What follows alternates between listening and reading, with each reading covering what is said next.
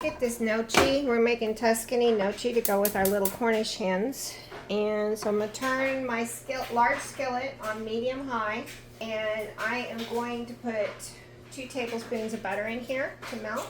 And you can either use a brown shallot or a small onion minced. And that's what I have on hand, so that's what we're using. It's a small onion. Throw it in there. We'll let it saute for a couple minutes, and once it's sauteed, then we're going to add more ingredients to it. Cilantro in there. I hope that doesn't mess up my flavor. Yes, these are onions left over from last night when I chopped up onions from Taco Tuesday. Guys, it's always good to run things across.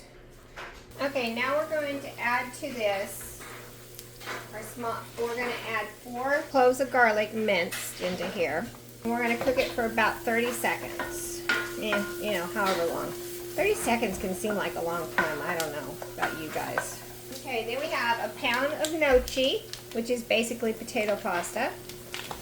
We're going to put it in here and we're going to saute it and brown it up. This is actually probably the cheapest part other than the garlic of the whole recipe. So we're just kind of doing this. We're letting them sear off a little. So you want them to kind of get a little seared, which I'm probably using the wrong kind of skillet for that. Even though this is a cast iron with enamel, it probably would have been better with a different kind, but this is what I have clean. So this is what we're using. Okay, so they basically are, I'm browning the bottom of my kettle, so that's not working. So we're going to add in now half a cup of sun-dried tomatoes with most of the oil off of them. And we reserve aside 1 tablespoon of the oil that they were packed in. Those in there. And let them cook. So while those are cooking, I'm going to add a 1.5 cups of heavy cream in here. Oh, I'm throwing stuff everywhere. Living up to my hot mess title. Luckily, I sterilize my counters on a regular basis all day long. So we're good. I need a 1.5 cups of heavy cream. So I'll put that in there. Oh, that's looking really good. Look at that, guys. Okay, now we're going to add our 1/2 cup, about a minute, add our 1/2 cup of chicken broth in, 1 teaspoon of Italian seasoning.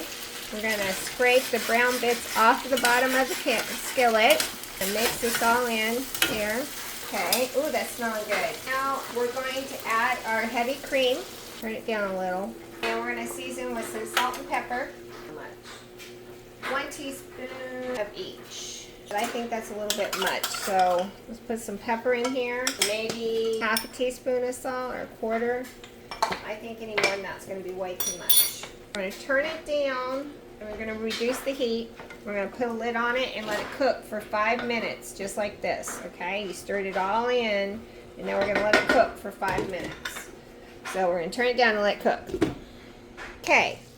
Now we're going to add our spinach. 1.5 to 2 cups. I like to be a little heavier on the spinach. Get your vegetables in where you can, guys. You know how our kids and husbands can be, or wives.